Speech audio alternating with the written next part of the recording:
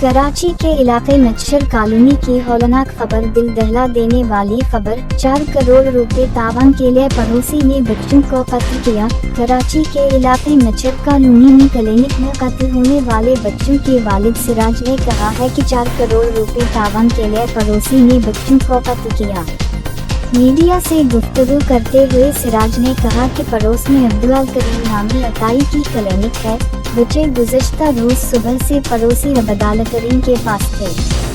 बच्चों के वालिद का कहना है कि बच्चों की बहन दोपहर में भाइयों को लेने गई तो अब्दुल करीम ने कहा बच्चे तो चले गए। रात 11 बजे हम अब्दुल करीम को लेकर थाने गए।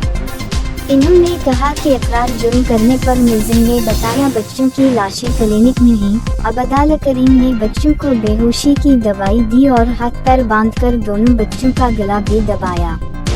सिराज का कहना है कि मुलजिम अब्दुल करीम ने बताया कि वो बच्चों के लिए तावान का मुतालबा करने वाला था। मुलजिम 4 करोड़ रुपए भत्ता लेना चाह रहा था।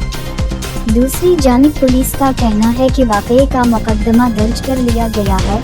मुलजिम से तफ्तीश कर रहे हैं कि इसने वारदात अकेले में की या दीगर साथी भी थे। अब तक के लिए इतना ही। मज़ीद न्यूज़ के लिए हमारे चैनल को सब्सक्राइब करें। अल्लाह हाफिज़।